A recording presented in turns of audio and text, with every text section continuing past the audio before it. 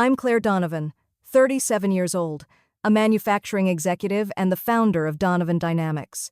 After years of proving my worth at my dad's company, I was crushed when they demoted me to favor my underperforming brother. But when I left and built a $75 million rival that outshone their legacy, they learned the true cost of their betrayal. What would you do if your own family chose favoritism over your hard-earned success? I was about to show them just how far I could rise. Before I dive into this story, I'd love to know where you're watching from. Drop your city in the comments below. Hit that like button, and if you're new here, subscribe for more stories about standing up for yourself when it counts. Let's take it back to the beginning. Growing up in Stamford, Connecticut, my brother Liam and I were thick as thieves. 2 years apart, we spent summers racing go-karts in our backyard and winters sledding down the hill behind our house. Our mom, Patricia, would pack us matching lunches, and our dad, James, taught us both how to fix engines during family trips to our cabin in the Adirondacks. Those early years were full of laughter, teamwork, and dreams that felt endless. But things started to shift when we hit high school. Liam joined the hockey team, becoming the charismatic star everyone adored. I gravitated toward math club and engineering classes, spending hours designing prototypes in the school workshop. Our parents never missed Liam's games, cheering from the stands with homemade signs and neighborhood friends. My science fairs and engineering competitions, they'd often have something come up or arrive late, missing my presentations entirely. Sports and leadership build character, my dad would say, slapping Liam's back after a win. All that engineering stuff is great, Claire, but it's just a hobby. You'll find something practical. I didn't settle for practical. I earned a scholarship to MIT, studying mechanical engineering, while Liam went to UConn on a partial athletic scholarship. Family holiday dinners revolved around Liam's fraternity stories and hockey stats. My academic awards or internships at top manufacturing firms were met with polite nods before summunally my mom steered the conversation to something everyone could relate to. After college, I joined Donovan Manufacturing, the family's industrial equipment company, founded by my grandfather and expanded by my dad into a regional powerhouse. I worked 80-hour weeks, streamlining production and landing major clients.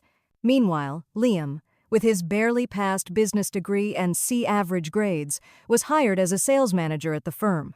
Within a year, he was given a corner office and a key client list, despite his mediocre performance. It's about relationships, not just smarts. My mom explained when I questioned it over Sunday dinner. Liam knows how to charm people. At 29, I took a bold step. I pitched a new division for the firm Smart Manufacturing, focused on IoT-enabled machinery to compete in the digital age.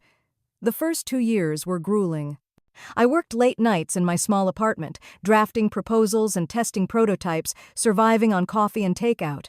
My parents never asked about the division, never offered support, never believed it could redefine the company. Then came the breakthrough. My division landed a $15 million contract with a global retailer, drawing attention from major manufacturers. Suddenly, I was hiring a team, moving into a larger office, and fielding calls from clients who'd once ignored me. It was during this rise that Liam started dating Sophia Reynolds at a trade show in Chicago. Sophia was the only daughter of Charles Reynolds, CEO of Reynolds Global, a multinational manufacturing conglomerate worth billions. Their romance was flashy ski trips to Aspen, yacht weekends in the Bahamas. My parents were ecstatic. Charles has taken a liking to Liam. My mom gushed during one of our weekly calls. He's introducing him to industry giants. This could take Donovan Manufacturing to the next level. The irony wasn't lost on me.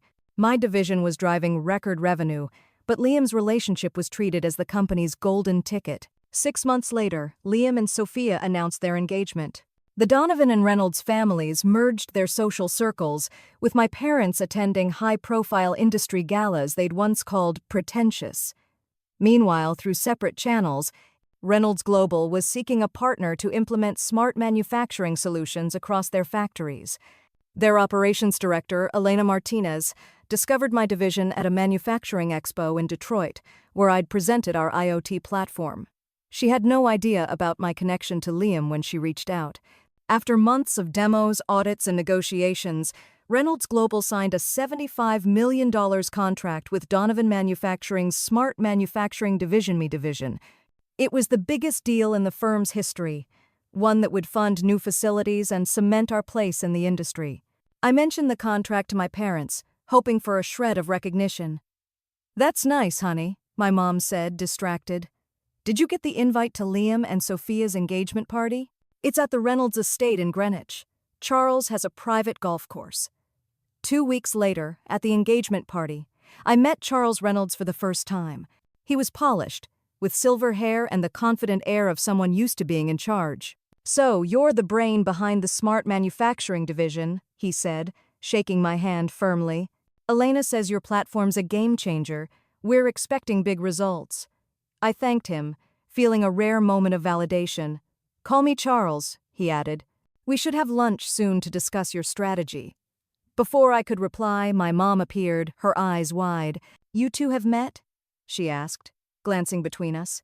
"Just now," I said. Charles was praising my division. "Your division?" Charles raised an eyebrow. "Wait, Donovan, you're Liam's sister?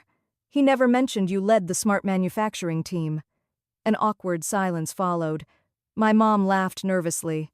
"Oh, Claire's always been our little engineer," she said, like I was still building go-karts. "Liam's more focused on the big picture stuff, like his dad." Charles nodded, recovering. "Well, talent runs in the family, just in different ways. Quite a coincidence." It wasn't a coincidence that Liam hadn't mentioned my role to his future father-in-law. It was deliberate. My success didn't fit the narrative he'd built as the firm's heir. Despite the hurt, I held on to hope that the company's upcoming executive promotion announcement might change things. Maybe my $75 million deal would finally earn me the respect I'd worked for. I spent weeks preparing my pitch for the VP of Operations role, wearing a tailored Navy suit that screamed authority. I also invited Ethan Hayes, an industry consultant I'd been dating for 4 months, to join me at the firm's annual gala, where the promotion would be announced. "Are you sure you want me there?" Ethan asked over coffee the week before. "From what you've said about your family, it sounds like it could be intense." "That's why I need you," I admitted. "Having someone who sees my worth will keep me grounded." The night before the gala, I called Liam, hoping to connect before the event. "Hey, just wanted to say I'm happy for you," I said when he answered. "And I'm excited for tomorrow." "Thanks, Claire," he said, sounding distracted. "It's crazy here. Sophia's got the planner on speed dial, and Charles keeps adding VIPs to the guest list." "Need any help?" I offered. "Nah, we're set," he said. A pause. "Oh, about the seating?" "Yeah?" "Nothing, just we've had to rearrange with all the new guests. It's handled." As I hung up, a twinge of unease hit, but I pushed it aside. Tomorrow would be different. Tomorrow I'd finally be seen. The Reynolds estate in Greenwich was a sprawling mansion with manicured gardens and a view of Long Island Sound. Luxury cars lined the driveway, their drivers waiting for corporate elites. Ethan whistled as we pulled up in my Audi. "You didn't mention it was this extravagant," he said, adjusting his tie. "I didn't know," I admitted. "It's my first time here." A valet opened my door with a smile. "Welcome to the Donovan Reynolds Gala, ma'am." Inside, the ballroom sparkled with chandeliers and white roses. A string quartet played, and guests in black tie attire mingled with champagne flutes. "Claire!" my mom called, approaching in a pale pink gown she'd mentioned buying for the occasion multiple times. "You're here. And who's this?" "Mom, this is Ethan Hayes. Ethan, my mom, Patricia Donovan." Ethan smiled warmly. "Pleasure to meet you, Mrs. Donovan. You must be proud of your family's company." "Thank you," she replied, assessing him before turning to me. "Your dad's by the bar with Charles and some clients. You should say hi." She walked off, expecting us to follow. "She seems nice," Ethan whispered, teasing. "Just wait," I murmured. My dad stood with men in tuxedos, laughing at something Charles said. When he saw me, his smile faltered briefly. "There's my girl," he said, giving a quick hug. "And who's this?" After introducing Ethan, I turned to Charles, who greeted me warmly. "Claire, the star of our new contract," he said. I was just telling these gentlemen how your division's transforming our factories.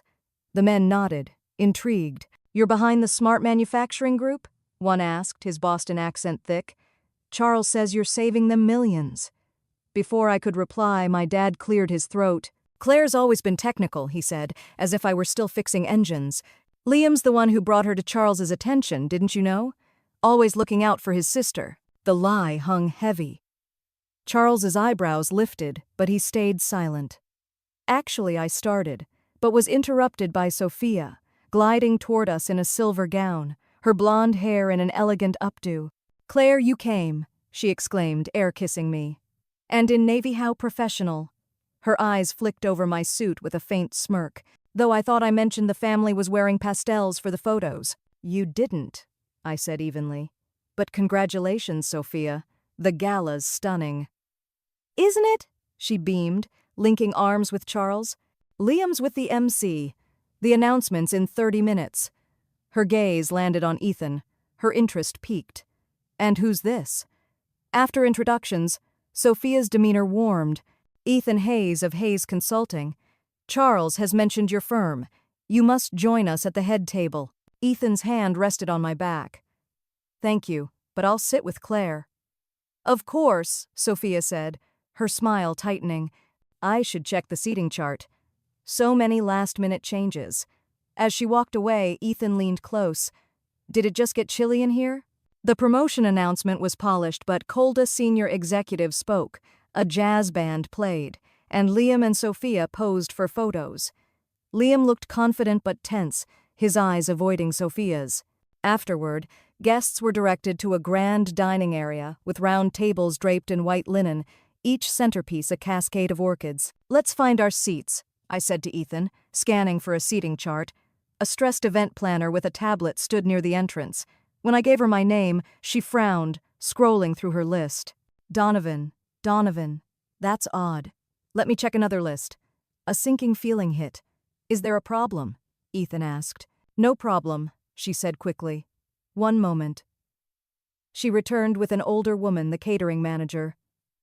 Miss Donovan, there's been a mix-up with the seating, she said quietly. The main tables are full. I RSVP'd 2 months ago, I said, and I'm the director of smart manufacturing. The manager nodded, apologetic. Yes, we understand. We've arranged alternative seating. Alternative seating? Ethan repeated. Follow me, she said, leading us through a side door to a hallway. The gala's sounds faded. She opened a door to a small office where files lined the walls. A folding table with 2 chairs sat in the corner, a tablecloth hastily thrown over it. You're kidding, I said, my face heating. I'm so sorry, the manager said, avoiding my eyes. The hosts made last-minute changes for key clients. I just secured a $75 million contract for this firm, I said. I'm not just a guest. She looked confused. I wasn't informed. I'm following orders. Before she could continue, Sophia appeared, champagne in hand, her eyes gleaming with satisfaction. Is there an issue? She asked, her voice saccharine. Yes, I said, keeping my voice steady. You've seated me in an office. I'm Liam's sister. Sophia sipped her drink. We had to prioritize, Claire. Charles's clients and close allies needed the main tables. You understand, right? No, I said. And Liam would be upset to know his sister's in a closet. Sophia's smile turned cold. Liam approved the seating this morning. He knows where everyone is. The betrayal hit like a punch. My own brother had signed off on this. This is unacceptable, Ethan said firmly. We're joining the main gala. Sophia's mask slipped, revealing contempt. The staff sits in the back, Claire. You should feel at home, given your grunt work. The manager backed away, mortified. Staff nearby paused, pretending not to hear. Years of being overlooked, dismissed, and now humiliated crystallized into clarity. I wouldn't make a scene, but I was done accepting less. Ethan, I said quietly, I need a moment. Can you wait outside? He squeezed my hand. Take your time. I'm here. After they left, I stood in the cramped office, invisible to my family, yet responsible for a $75 million contract that would benefit those who couldn't give me a seat. I knew what to do. The women's restroom was empty. I locked myself in a stall, leaned against the door, and let the tears fall, muffling my sobs. How had I thought this gala would be different? That my success would earn me a place? The pattern was clear favoritism stretching back years. I remembered my 16th birthday, forgotten because Liam had a hockey championship. My parents bought a store cake days later, gushing about his win. Then my MIT graduation, where I was top of my class. They arrived late, missing my speech because Liam's fraternity had an alumni brunch. They brought him to my dinner, where he talked about his internship, and the day I landed my first big client for the firm, I called home, only to hear they were busy celebrating Liam's promotion to managerial role handed to him. Tonight, on a night meant to celebrate the firm, I was hidden away, deemed unworthy despite my achievements. A knock on the door snapped me out of it. "Claire, it's Ethan. You okay?" I wiped my eyes, opened the door, and took the champagne he offered, sipping deeply. "I'm sorry you're seeing this family drama," I said.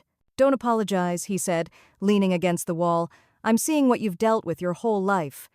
"And I still came," I said, shaking my head. "Hoping for respect? Recognition? Those aren't unreasonable," Ethan said. "The thing is," I said, clarity dawning, "I don't need their approval. I built the smart manufacturing division without them. I have a team that respects me, clients who value me, and friends who see me." I looked at him. "I have you." "You do?" he said, smiling. "So, what's next? We can leave, grab steak somewhere, maybe catch a movie." My phone buzzed. Elena Martinez, Reynolds Operations Director. "I need to take this," I said. Ethan stepped away. "Claire, everything okay?" Elena asked. "Just confirming our meeting next week. Also, the first $75 million payment cleared today." As Elena talked, it hit me. I wasn't powerless. I'd built something even Charles Reynolds couldn't dismiss. I couldn't change my family, but I could change how I responded. "Elena, can I call back in 20 minutes? I'm at the firm's gala." "Didn't know you were there," she said. "Enjoy. Talk Monday." I turned to Ethan, who was watching me. "What's up?" he asked. "I've spent my life waiting for my family to see my worth," I said. "But it's time I saw it and acted like it." "What's that mean?" he asked. I smoothed my suit, checked my reflection, and wiped away tears. "I'm not hiding in an office like I'm ashamed. I'm going back to that gala, head high. And I'm making a decision based on how I've been treated, not family ties." Ethan's eyes widened. "The Reynolds contract?" "Exactly," I said. "Charles wants my division. But his daughter and my brother think I'm only good for a folding table. That's not a partnership I'll keep." "It's a $75 million deal," he said. I weighed the stakes. The contract was huge, but my division had other clients. Losing it would hurt, but not cripple us. The message was worth more. "I'm sure," I said. "I deserve better. It's time they knew it." Ethan smiled. "I'm with you." We walked back to the gala, my mind clear. For the first time, I felt peace not from revenge, but from valuing myself enough to set boundaries, even with family. Outside the dining area, I paused, watching Liam and Sophia greet guests. They stopped at the head table, where Charles sat with corporate bigwigs, toasting. "That's where I should be," I said. "Not because I'm Liam's sister, but because I'm the executive whose division Charles needs."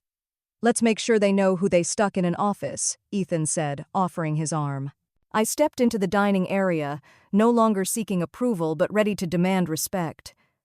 The room buzzed with music and chatter, silver gleaming under lights. I spotted the head table, where Charles sat with Liam, Sophia, and key clients. "They're talking about the merger," Ethan murmured. "I see Michael Stone from Stone Industries. Charles must be planning a big move." That explained the key clients who'd taken priority. Charles was using the gala to network, and Liam was playing along hoping to benefit. "Perfect timing," I said. "Shall we?" We crossed the room, pausing as guests congratulated me on Liam's engagement. I thanked them, keeping my focus on the head table.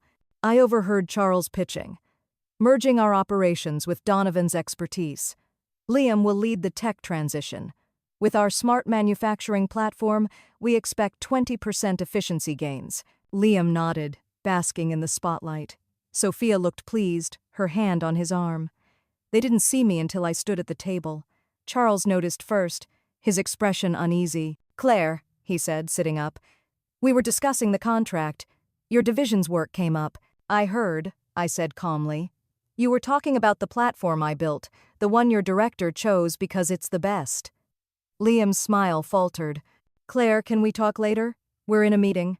"I see," I said, using my $75 million contract to pitch while seating me in an office. Efficient. Silence fell. The clients exchanged glances. "It was a mix-up," Sophia said tightly. "It happens at big events." "Does it?" I said. "Funny how the mix-up led to the executive you signed for $75 million sitting with files while clients got deals." Charles's face darkened. $75 million? "Claire, what's this about?" he asked. "Your company signed a contract with my smart manufacturing division," I said. "I'm the director." "The platform you're praising?" "That's mine." Charles turned to Liam, shocked. "You never said your sister led the division." Liam shifted. It didn't seem relevant. "Not relevant?" I echoed. "You didn't think it mattered that my division secured your father, in law's biggest contract?" "This isn't the time," Sophia hissed, her composure cracking.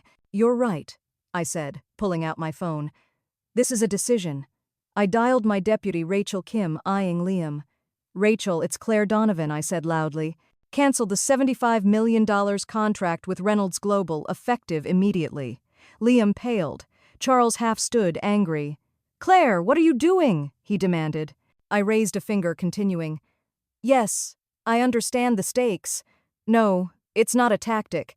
Have legal draft termination papers tonight. I'll sign Monday." Sophia's composure broke. "You can't. We've integrated your platform into our factories." I ended the call. "I can and I have. Donovan Manufacturing doesn't work with firms that show such poor judgment and disrespect." "This is absurd," Charles sputtered. "You're canceling a $75 million deal over a seating issue?" "No," I said. "I'm canceling it because this seating showed your organization's character. If this is how you treat the executive you hired, I don't trust you to honor our partnership."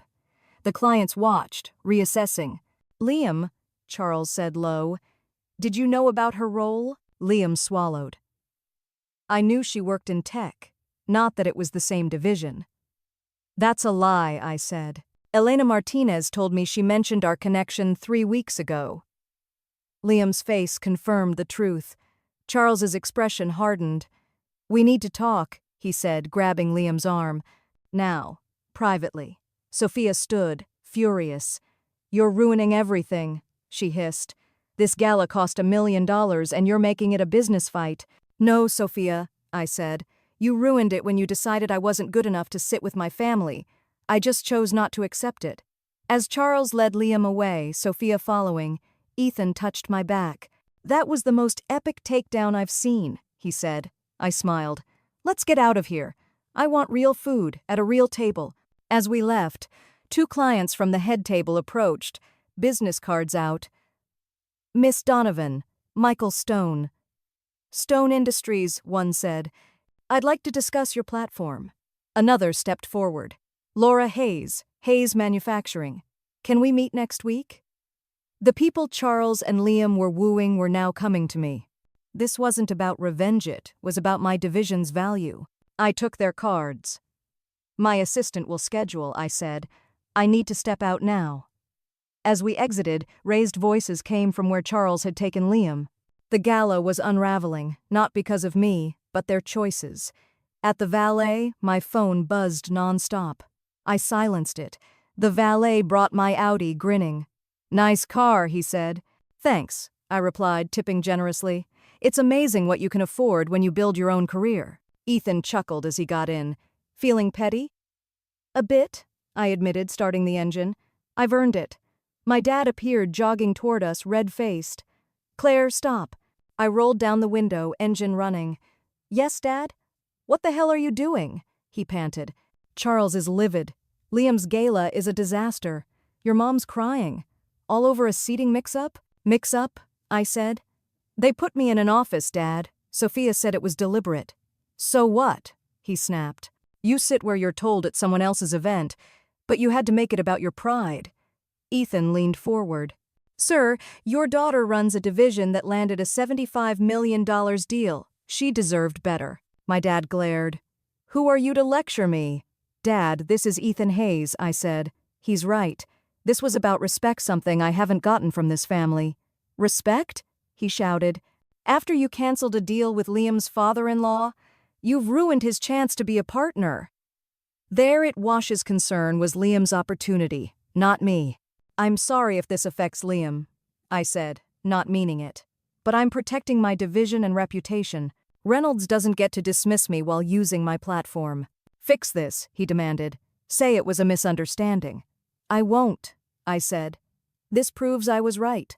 My mom appeared, makeup smudged. Claire, please, she said. Liam's devastated. Can't you see what you're doing? What I'm doing? I laughed bitterly. I've been ignored my whole life. I built a division without your support. And now I'm the one destroying the family? We're proud of you, she said weakly. Really? I challenged. Name one time you bragged about my work like Liam's. Her silence was deafening. Guests watched from a distance, drawn by the drama. My cousin Ava, who'd seen the office incident, gave me a subtle thumbs up. We'll talk later, I said, aware of the audience. When things are calmer, there's nothing to discuss, my dad said coldly. You've chosen against Liam and Charles' family. No, I said. I've chosen my worth. Liam emerged, his tux rumpled, face pale. Sophia and Charles followed. Claire, what the hell? Liam's voice cracked. Charles is pulling his business from the firm. It'll tank Dad's company. I'm sorry, I said. That wasn't my intent, but it's the result. Result? He shouted. You couldn't sit in an office for one night. You had to ruin everything over your stupid division. Ethan tensed, but I stopped him. My stupid division is worth $75 million, I said. It employs 40 people and was serving Reynolds until an hour ago. I made a choice based on how I was treated. Undo it, Liam demanded. Say it was a mistake. It wasn't, I said calmly. I won't pretend to save your deal. Sophia pushed past, disheveled. This is your fault, she snapped. You've ruined our night over a table. Sophia, enough, Charles said sharply, stepping forward. Miss Donovan, there's been a misunderstanding. No misunderstanding, I said. Your daughter made it clear where I belonged. Charles glanced at Sophia, who looked ashamed. We should discuss this privately. The contract is critical, and canceling it has consequences. I know, I said. My decision stands. Charles is calm, cracked. You're throwing away $75 million over a seat? I'm walking away from a partnership without respect, I said. Money's secondary. A flicker of respect crossed his face. My legal team will be in touch, he said. I'll ensure a smooth transition, I replied. I don't want your operations to suffer. Sophia fumed. You're jealous. Charles turned to her, voice icy. Sophia, go inside. You've got guests. As Sophia and my parents left, Charles leaned close. I didn't know about the seating, he said quietly. I'd have stopped it. Thank you, I said. But it doesn't change my choice. He nodded. I don't agree with you, but I respect your principles. He offered his hand. Good night. I shook it and drove off. Liam stood in the driveway, stunned, as we left. That was intense, Ethan said. You okay? I exhaled, tension easing. I feel freer than ever, like I've dropped a weight. Their approval? Ethan asked. Exactly. I spent so long proving myself to people who wouldn't see me. Tonight, I saw my worth. What now? He asked. Besides a great meal and a real table? I laughed. We rebuild. First emails came at 6 a.m. Monday 14 from Reynolds, ranging from apologetic to desperate. Elena had sent 3. Morning, Sarah, I said to my assistant. Seen the emails? Sarah nodded. Non-stop. Elena's called twice, and Charles wants a meeting. Schedule Elena for 10, I said. Tell Charles I'm booked until tomorrow. At my desk, my COO, Lisa Carter, appeared. So, what happened at the gala? She asked. I recounted the office incident and confrontation. Bold move, she said. What's next? That contract was 25% of our revenue. We'll recover, I said. Push the deal with Horizon Industries, and let's move up our European expansion. Sarah buzzed. Michael Stone from Stone Industries is on line 1 about a contract. Michael from the gala? I asked Lisa, who stayed. Mr. Stone, I said on speaker. Miss Donovan, he said. I researched your division after the gala. We'd like to discuss a partnership. We'd be happy to, I said. Also, I heard about Reynolds. We were partnering with them, but after Saturday, I'm rethinking their culture. I smiled. We value integrity at Donovan Manufacturing. By noon, the cancellation was internal news. My team focused on solutions. My 10 a.m. call with Elena was tough but civil. I didn't know about the seating, she said. It was wrong. I'm sorry, I said. This isn't about your team. Can we fix this? She asked. Some lines can't be uncrossed, I said. We'll ensure a smooth transition. At 3 p.m., an unknown caller rang. Claire Donovan, I answered. Claire, it's Aunt Ellen Hayes, your mom's sister. Ellen had been estranged for 20 years after a family dispute. Aunt Ellen, I said. Why now? I heard about the gala, she said. I've followed your work. I'm proud you stood up to the Donovan favoritism. What do you mean? I asked. I ran a manufacturing firm in the 80s, she said. Your grandfather gave the company to your dad, calling my work a side hustle. Familiar? I had no idea, I said. Your stand breaks a cycle, she said. We talked for an hour, planning to meet. That afternoon, Laura Hayes from Hayes Manufacturing called, proposing a contract and investment for global expansion. By 5 p.m., I'd tasked legal with termination papers while exploring new deals from the gala. Liam texted, Need to talk. Lunch tomorrow? I replied, 1 p.m., Marino's on 7th, just us. Driving home, I reflected, standing up for myself opened new doors. Ethan called. Reynolds imploded yet? He teased. I laughed, sharing the day's events. It's like standing up for myself rewrote reality, I said. Or it's what happens when you stop settling, he said. A late email from Charles requested a meeting. I flagged it. Whatever came next was on my terms. Weeks later, I met Elena at Marino's, where I'd talked with Liam. He'd admitted Sophia's jealousy drove the seating, and his insecurity let it happen. I couldn't handle your success, he said. It was a start. With Elena, it was calmer. The new platform's struggling, she said. Charles regrets it. I'm sorry, I said. What's the proposal? A new contract, she said. Charles will apologize, and Sophia's out of decisions.